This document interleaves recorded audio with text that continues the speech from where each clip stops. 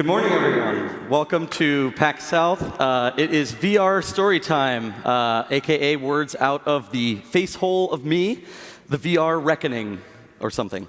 There's my face, really big. My name is Schwartz, and I'm the CEO, the Chief Executive Owl of Owlchemy Labs. Also the chief scientist and also janitor of Owlchemy. That was kind of a joke title in the early days, but then it turned way too real and now continues to be part of the thing that I need to do. So we are a 23-person VR studio based out of Austin, Texas. And we built some crazy stuff in VR over the years, but before that, we built some crazy stuff in not VR. And we've been around for 7 years. And if you remember Smuggle Truck or Jack Lumber or Discourse, that was us before we dove into VR in the early days. And we were also recently acquired by Google. It's a super huge honor to be working with a company who really gets VR. So it's been quite a ride. And so we built a game called Job Simulator. It was a launch title. Thank you. It's a launch title for essentially VR. We were day zero on all three of the major VR platforms, the Vive and Oculus Touch and PlayStation VR. We shipped in the box with the Vive. It just became this popular game to kind of show off what could be done with virtual reality. And it's easily showable to people. It's easily approachable. We also worked on and built the game Rick and Morty VR, virtual reality. That was published by Adult Swim, really well received, and super proud to have worked on something that we were all huge fans of the show beforehand, so it's kind of mind-blowing to have built a game based on something that we love so much. So, I mean, you applauded a bit, but could you raise your show of hands if you've played any of those titles that I've mentioned? Awesome. So, I guess for people who have not tried VR, high-end VR, using your hands in virtual reality is pretty nuts. So at Owlchemy, we call this active VR. As opposed to something like passive VR, I guess would be the opposite, where we don't focus on that at all, the idea of not having hand input.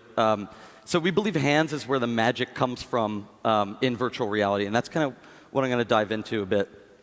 And turns out, you know, in VR, now that you have hands, you can throw a stapler at your boss, and you can eat moldy donuts out of a trash can and vomit all over your desk. And you can apparently mix cream into your coffee, and it will accurately lighten each milliliter of liquid in the cup via complex liquid simulation, because apparently that's what we had to do. So you can see we're utilizing the true full potential of virtual reality to its finest. But like honestly, fully tracked VR is mind-blowing, and it's barely tapped what we can do with it. So as far as Owlchemy and our story, how we got here, and how VR has kind of developed, I want to talk about how we've arrived here at this industry. So we actually have a history here at PAX. PAX East 2011 was, we were in the Boston Indie Showcase with a game called Smuggle Truck. And that was because Owlchemy started out in Boston. And we also dressed up as lumberjacks and showed our game Jack Lumber, which was a game about a supernatural lumberjack. A tree killed your granny, and so you're out to get revenge on the forest. That's why you became a lumberjack, of course. So here we are, you know, at Owlchemy in the early days, building games that very few people had heard of, barely, you know, making enough money to survive, bootstrapping. These original PC games and original mobile games, that was our thing. And so you can see it being played on an iPad here. So then the Oculus Rift DK1 Kickstarter happened, and it was this incredible change in tone where we realized something really big was happening. And I think a lot of people recognized that something magical was happening, but didn't really know where it was going to go. But we instantly dropped everything and ported a game that we had actually developed in conjunction with Deja Bond Games called for the awesome, and made Oculus, because that's the pun you would have to make. And we brought it to VR. And we learned a ton. So, I mean, you're diving off of buildings and flying through the air at breakneck speed in virtual reality, trying not to smash against buildings. So, it was early days. I'll say that we learned a lot about what not to do in VR through this project. You could see, you're playing with the keyboard to do the input. Again, very early. And so we're traveling around, talking about VR, what we're learning, thinking about it every day. At this point, we're thinking, well, we're making regular games on the side. We're thinking about VR. How do we do this? And we're trying to figure out what our next VR project would be. And then we went to Steam Dev Days, and we had this incredible opportunity to speak about VR and our early experience. We called it the Wild West of VR. It's like the things we learned, but all the things we learned what not to do and how to avoid pitfalls and all this. And so there, we're up on stage. There's Joe Ludwig and Michael Abrash and Palmer. And so that's when Valve pulled us into this room in the back and showed us what they call the room demo or the tag room. And so this was, it's hard to describe, but it was almost like a religious epiphany in my brain when I tried this for the first time. Having accurate positional tracking in an entire room where you can move about, that was a huge turning point. It was absurd. And we knew our future from that point was we're only going to work on VR for the foreseeable future or forever. And again, that relationship that we had with Valve led to this really amazing opportunity. Valve approached us and they said, would you like to... Well, first off, they sent an email that said, we bought you a flight, come down to Bellevue and sign this NDA. We can't tell you what's happening. And so we went down there, and they said, hey, we're building a VR headset, and it's what will become the HTC Vive, and we would love for you to try to experiment with what could be possible with it.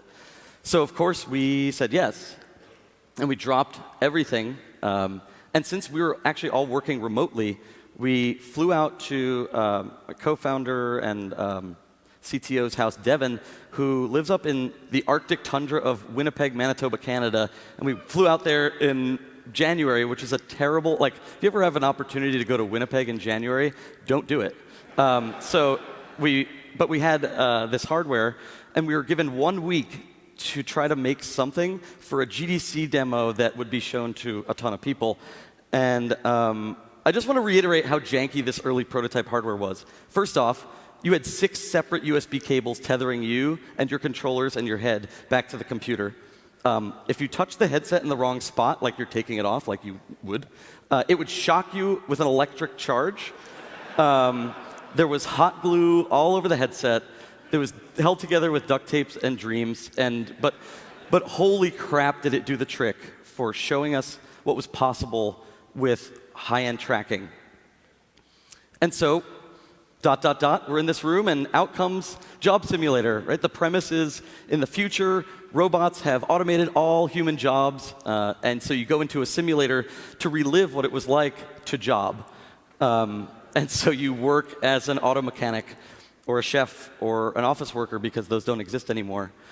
And that's not the kind of idea that just emerges out of the ether. It's completely absurd. Literally would be no one's first plan. So it turns out there was a methodical process of arriving at this idea, and I want to kind of unpack that. So we had this perfect storm of opportunity with the DK1 and the DK2 and the hardware becoming available cheaper and more accessible. This opportunity to have a brand new medium was right in front of us. And so at 90 FPS tracking for the head and the hands, that turned out to be extremely important to kind of making this a quality experience. And theoretically, hopefully, this was going to be coming to consumers at a price point. This wasn't going to be an academic experiment. This was going to be a product that would ship at some point. So we thought, yes, let's think about what people are going to want to play in VR. So first step would be, once we get the hardware, we're going to try out the demos that Valve gives us, and we'll go from there. They give us nothing. We had nothing to play, nothing to try, nothing to test. We had a piece of plastic that went on our head and a empty Unity project. And so now, looking back, I think it's actually one of the major reasons that we went down this path, and so I want to like retroactively thank Valve for not giving us examples to try to draw from. And so, again, we're in this space in Unity, the game engine, and you've got 3 track positions. You've got a hand, another hand, and a head, and they're just moving transforms. And so we're standing in the middle of a room with a black skybox. There's nothing there. And so we thought, well, I guess we need to make a table to put something on. If we're going to build something, I need to like not have to keep reaching to the ground. And so we made a table, and then we put 3 boxes on the table. And one of the first things we did was make it so that you could just really basic, like pick up the box and then let go of the box. And so what happened after we did that was we found ourselves sitting on the floor in the middle of the room, playing with blocks like kids. And no, I really mean it. We were sitting in the middle of the floor with this absurd headset on, building towers and then knocking them over. We were giggling. There were a bunch of adults in a room sitting on a rug just giggling and smacking blocks. And so, yeah, we had a bit of fun. I ended up putting like an egg in a frying pan in a scene, and the physics were really accurate. And so that was it. Hands that affect physics near you. Let's explore that. Let's brainstorm what kind of areas in the world have lots of tchotchkes and grabbable items and stuff that's like within reach. And so we thought, well, a kitchen, that's got lots of things, and maybe a convenience store, you've got lots of items that you can kind of grab and process, and an office cubicle, well, that seems cool. And all the environments led to the fact that because you're you in first person, you're the person acting out this process, and therefore you're doing a job in every one of these environments. And so I opened up a Google Doc and to put all of our ideas of like environments, and I put a temp name at the top that was Job Simulator, and the name stuck until ship. So bingo. Actually, a month before we shipped, one of our teammates was asked everyone. They're like, "So, when are we coming up with the real name of the game?" Sorry. So something we didn't really expect was that the magic that emerged from the accurate hand interaction. And so when you have fully tracked VR, some really crazy stuff starts to happen. You pick up the controllers, and you get this thing called hand presence. And hand presence has this technical definition, but it's the phenomenon when your in-game hand representation, whatever you see showing your hands in VR, lines up so well with where your real hands are in life that they become synchronized in your brain as equivalent, one-to-one. They are your actual hands, not someone else's hands or some other objects in VR that you're like controlling. So when your hands actually work without mental effort, something deep down clicks and a magic gets unlocked. It's this whoa dude moment. And it's these natural interactions that we've been doing all our lives, like reaching out and grabbing something, they just work. And so you've been training yourself all your life to reach out and use the world around you and grab things since birth. It's just natural. So the thing that happens is hand-eye coordination just transfers over into VR. So things that you wouldn't like prepare for, your deep brain, like if someone throws a ball at your face and it's coming right toward you, you'll block it just naturally because your hands are your hands and the hand presence kicks in and it's just, that's you. I have to block my face because something's coming toward me. And like the other thing is like items rolling off your counter and you can like go grab it really quick. Or like, you know, this guy who pulls an amazing dad move, catching the cake before it falls off. I could watch these dad skill close call videos all day, by the way. Just one more. I just have to show one more. OK, really, though, this time, this is the last one. Wait for it. It's an amazing save. Yes. Yes. All right. I'm done. Anyway, these skills, like in this video, like you're throwing a potato battery. You have a potato battery in your hand. If you were able to sync that shot in real life from that like 12-foot away recycle bin in real life, it works one-to-one in VR as long as you've got the throwing tied to the proper variables, and it's one-to-one. So the hand-eye coordination, the intuition just comes across in VR. You don't need to do anything. And so my litmus test was, I've been juggling since I was 7 years old. That's just a thing I do. And so it's like, well, without coding anything specific, can I juggle in VR? And so this is from the earliest prototype. There's me juggling, tomatoes in the kitchen. We didn't add anything specific to allow for that. It just worked because the tracking is so good. And so these innate human actions that you do, because you are, if you're in a first-person piece of content in VR, and you have hand presence, you don't anymore feel like you're a character in a video game, like I'm playing as this character, that. You feel like you're playing as you. It is actually you. And so you don't have to think anymore about, well, what button do I hit to crouch in this video game? You just actually reach down and do it.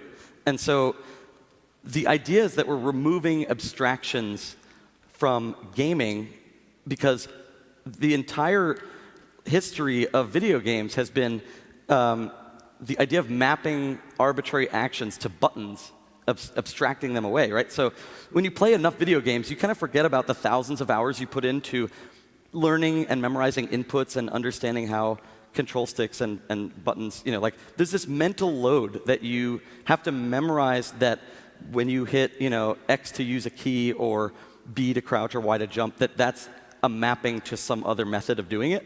But now, if you're moving your hands naturally, we can ditch the abstraction and we can go with natural 3D interactions that are all around you in the world, right? There's a switch on the wall, I can grab it, I can move it down. There's a knob, I could turn it with my hand. And so this opens up a brand new world of accessibility that was never even comprehensible.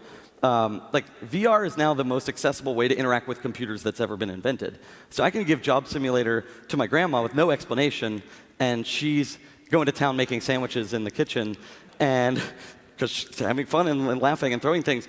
And then if I handed her an Xbox controller, just the overhead of understanding how that works, it's too much. And so all these things are coming about with the magic of VR. Like, the other part is that even like 3 gray boxes that represent a head and 2 hands can be so expressive that you can actually pick out, oh my God, that is that person. I know that person specifically in the way that they interact. Like, I had a video that I recorded of something in Job Simulator, and my friend was like, I know that was specifically you in that video. Just the 2 hands and the head. Because of the way that you carry yourself, the way that you move your arms, and the way, I could just tell from the head and the micro motions. And so I guess, there's all these other things that you hear about every day if you watch a talk about VR. Everyone talks about how the sense of scale is represented in, you get depth cues and you get presence and this emotional connection to characters and empathy. And all of that, I'm going to just kind of skip over all of that, even though it's extremely important, because everybody else talks about it. But when it all comes together, you have great tracking, great presence, and you feel like you're really there. And then the frame rate's good enough, and the optics are good enough. All these bars are slightly over where your brain is able to accept the entire experience. Once you get over that threshold of being fooled on enough axes, some really cool stuff starts to happen that seems kind of like black magic. And so a couple good examples is, I guess, I'll use my game, or our game, as an example for a lot of these, just because we've seen so much. We've seen people play it thousands of times. When people eat food in VR, in Job Simulator, they eat a donut, we notice that everyone opens their actual mouth as they do it. It's amazing. So if you ever see anyone play, just watch their mouth as they go eat something. I think it's something deep down in our psyche. It's like, well, I can't eat if my mouth isn't open. It just happens. You don't think about it. Another good one is there's a thing called proprioception. It's knowing where your limbs are in 3D space without needing to look at them. It's why you can touch your nose with your eyes closed, unless you're stupid drunk. So I see people, once they get comfortable in the space and start to understand it, they're in the kitchen, they open a cabinet, and then they're looking away, and they just close a cabinet with their hand. I even saw someone try to close a door with their leg that was open, and legs aren't tracked at the moment in VR, but that level of being sold that world is real is pretty magical. My friend was playing in the kitchen a long time ago, another story, and they broke a bunch of glass, a bunch of wine bottles, and there was like all this glass in the middle of the floor. And she was playing in socks in a living room, and I noticed for the rest of that play session, she kept tiptoeing around the glass that was on the floor because she didn't want to, cut her feet because there's glass everywhere.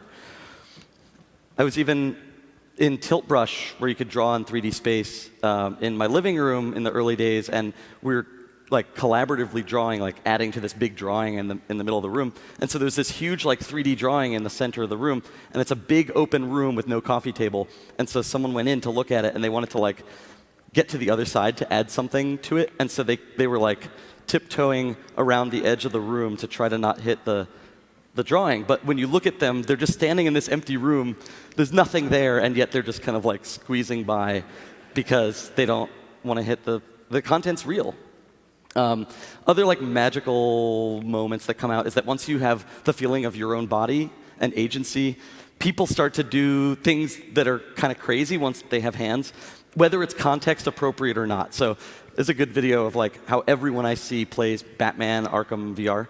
So this is somber. If you haven't played it, in the beginning it's a really like somber, serious moment, and you don the cowl, and it's like, now is your chance to be Batman. And then you get put in front of this mirror, and everyone does the same thing. They're like, oh my god, I have hands, yes. And it's like dark music playing, and it's supposed to be really serious. And that's, you can't stop people from doing this. In fact, it would be really negative to try to prevent something like this. So, the other example that I see is like, imagine like getting this key. It's like this, you've achieved all these puzzles, and now you get this one final key, and it will unlock the most important door in the game, and then you take it and you just throw it right out the window. Like, every player just wants to play with the system and push the boundaries as hard as they can. And you have to allow for that and expect it.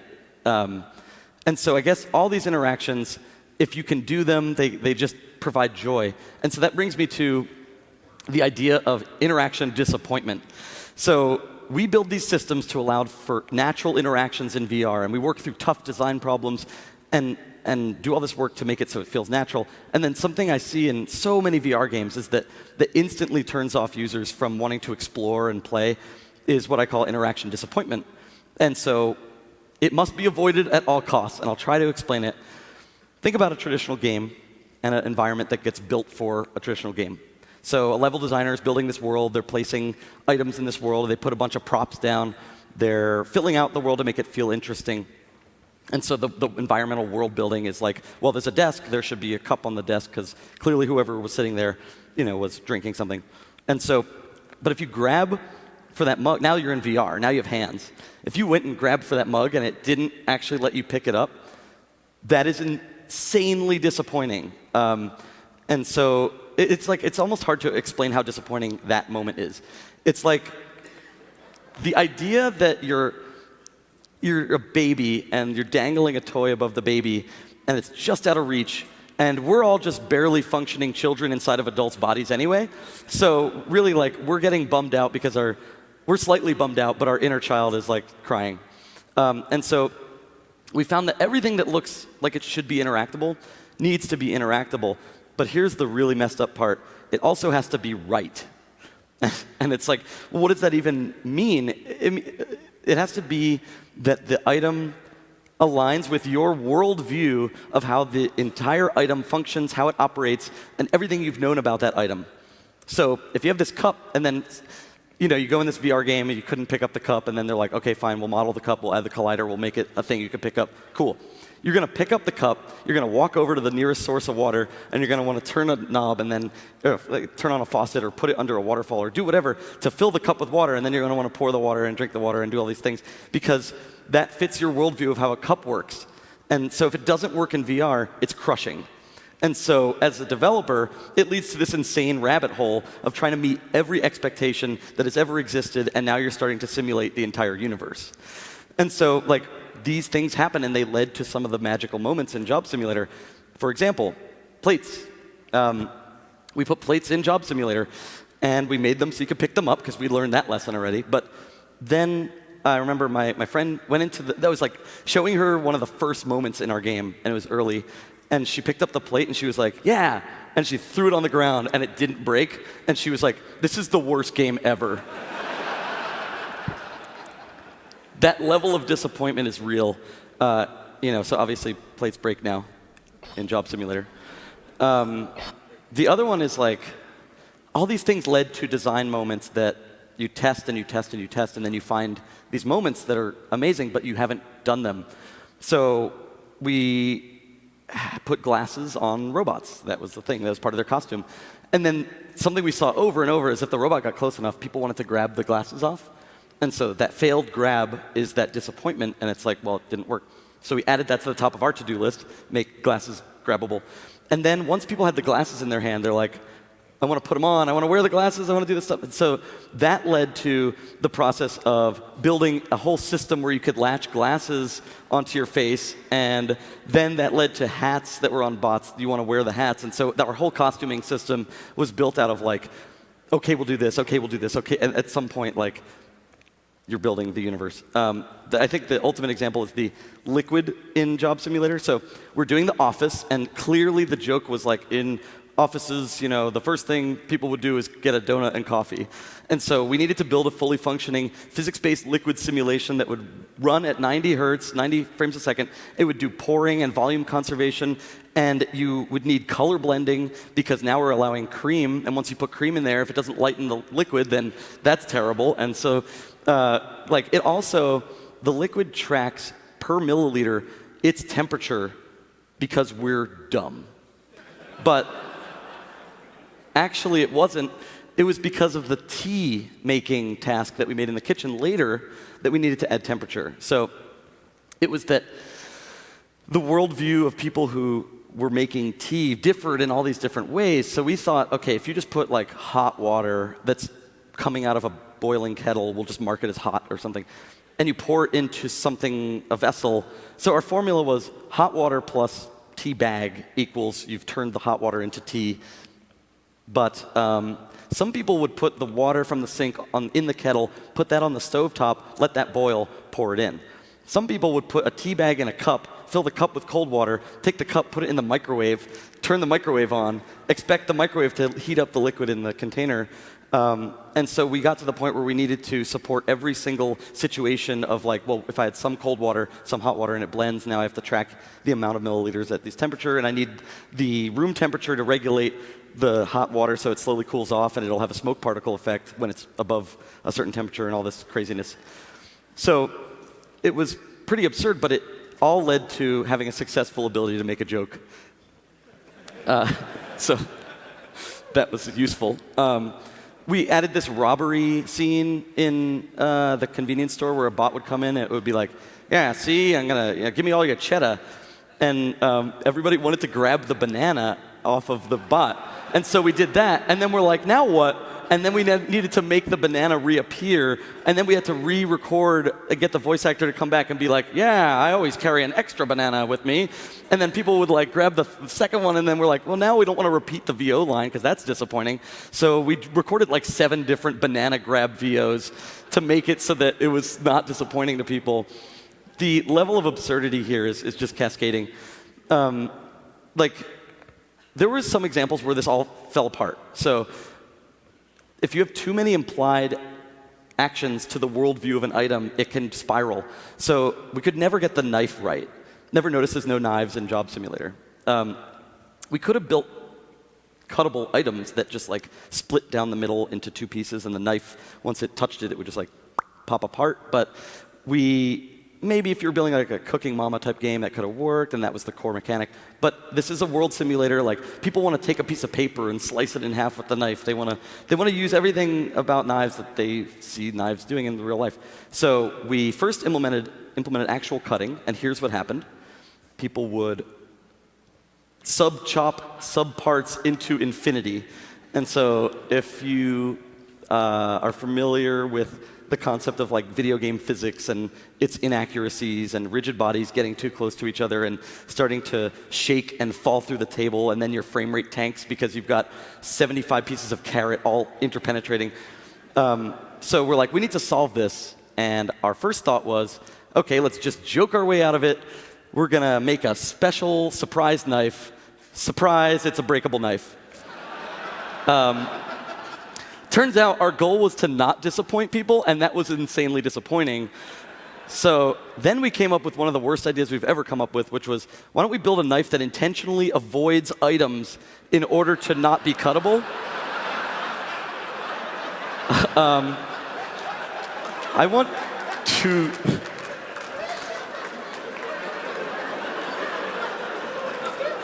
I want to explain how a video of that does not do justice to the disgusting feeling that you get from seeing like a floppy knife in front of you.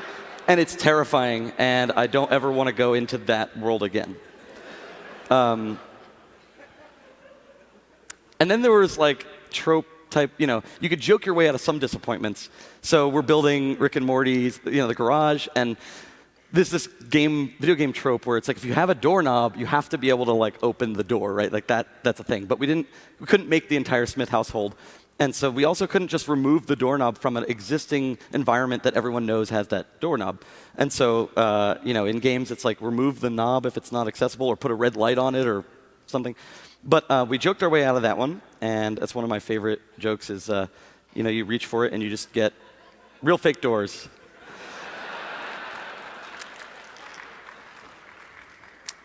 And so, we did find that certain things, if you break expectations, if you do certain actions, you could break your expectations for the player permanently.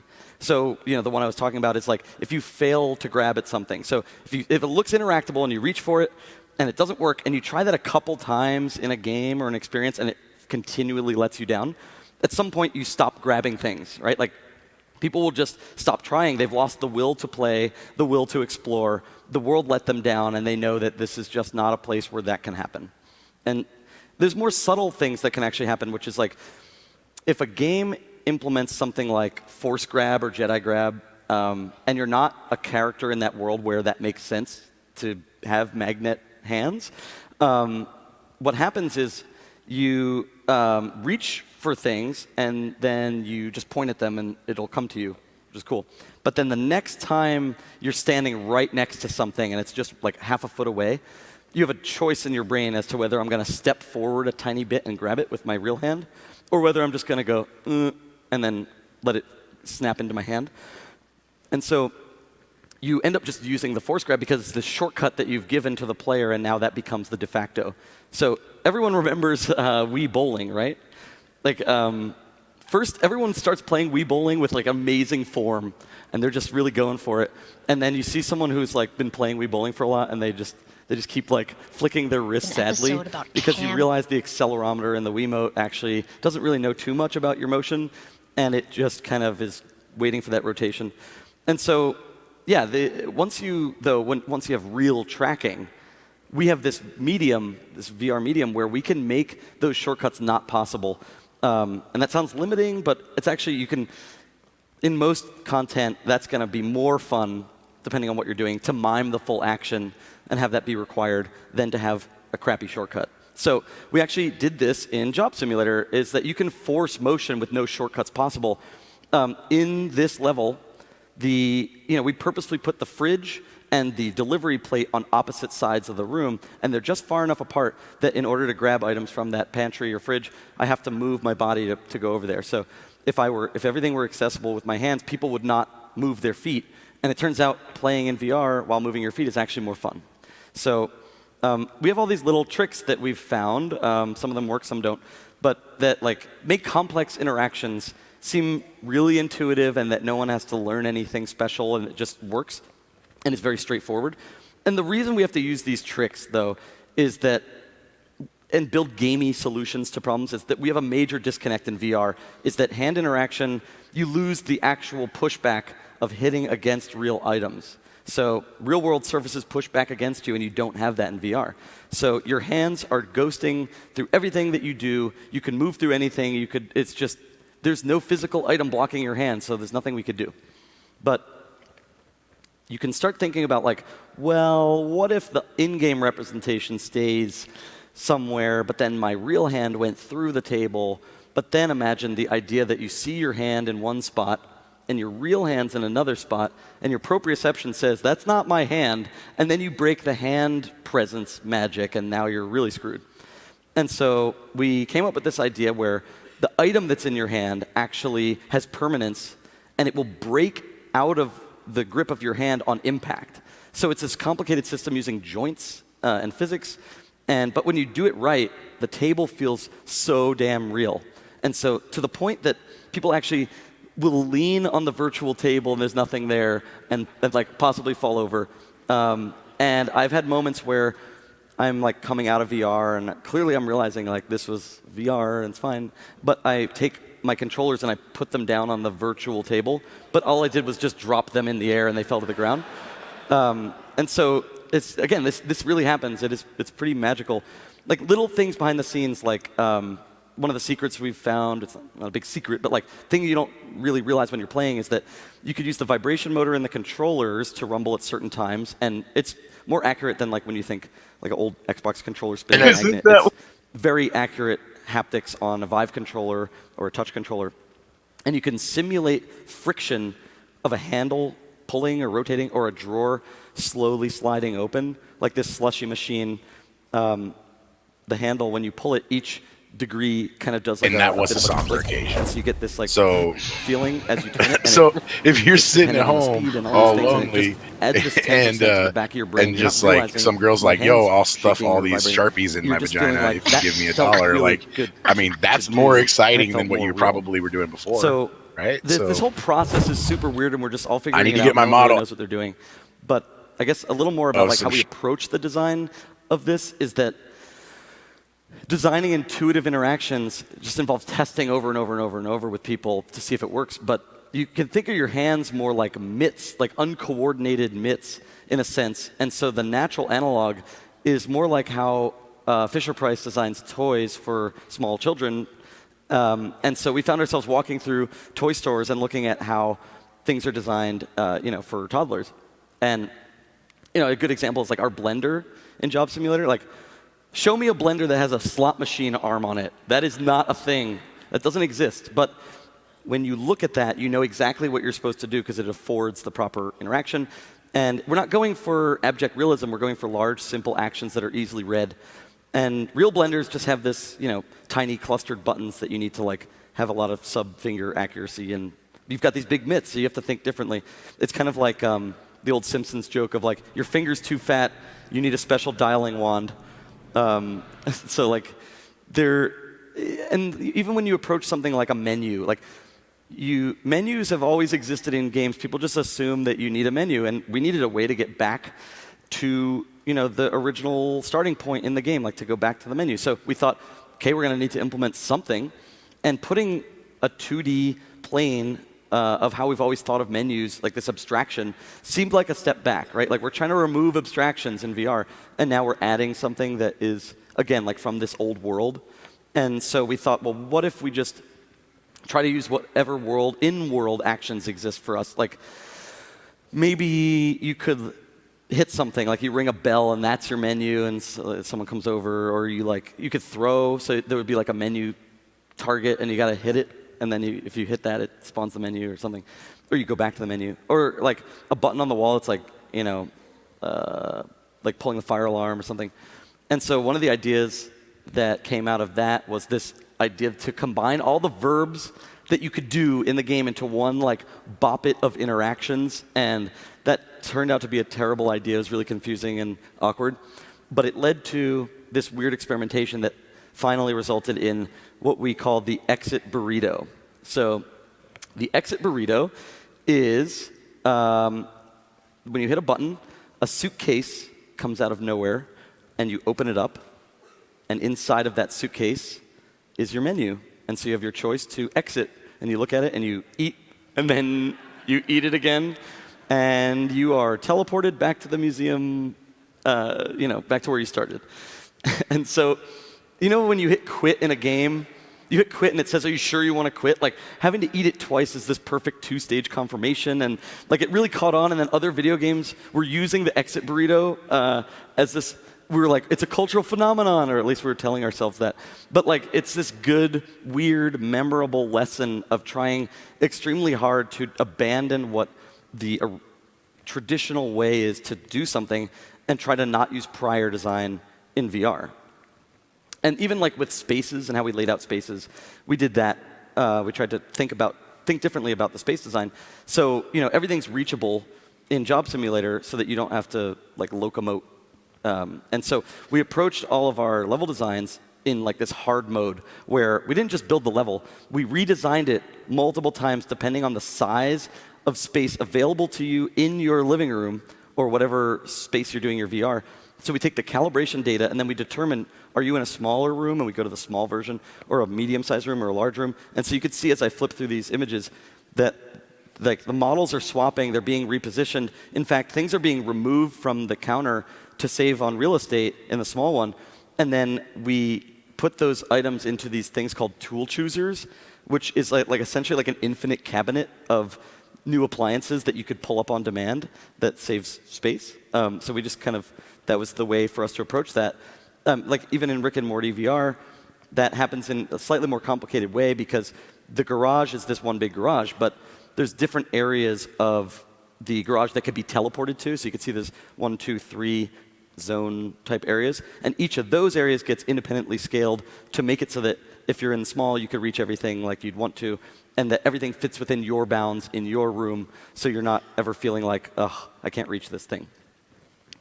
And so I guess to summarize what I'm trying to get at with how VR is being approached is that it's a brand new medium, and it's really, really hard to try to build from the ground up. And it takes so much time, and it's really important. And I think actually the biggest mistake being made today in VR design is building for the past. And I guess what I mean by that is like using paradigms that existed from prior mediums and just assuming that because it's been done a certain way in the past, that should apply in this brand new medium. By the way, I just want to point out that like when we were living off of ramen in the early days, we were hoping that one day we could become a real company. The only difference is that now I can afford to get great stock photography for my presentations. So that's really the only delta between then and now. So anyway, like I get it. It's really hard. It's really expensive to try, and like seemingly completely absurd to try to build new stuff from the ground up just for VR, right? Like if you're trying to make money and not go out of business and make a company and build content, you might think, well, why don't I just make a regular game? There's millions and millions of people with that, the ability to play those, and then I'll add like a VR mode support, and that's a nice like easy way to ease into VR. But it turns out that that's just not as helpful. It doesn't make for quality content. And I guess the good news is that this is a phenomenon that has happened in brand new mediums before, and it slowly gets better. Take mobile, for example. So mobile's a great example of an early market where developers did not embrace the strengths of the platform from the beginning. It was like, okay, we've got this new phone. We're going to just take all the stuff that we used to play and try to jam it onto a phone. And that's how you end up with the travesty that is virtual buttons, on an iPhone. And so it took years, actually, for developers to start to embrace and think, well, what is it that I could build from the ground up that takes advantage of a touchscreen? Like, what is great about touchscreens and this form factor and Tiny Wings and Flight Control and Angry Birds and all these great pieces of content that actually embrace the platform? They came years after the start. And the beginning was just poor ports of existing content and existing interactions shoehorned into a brand new medium.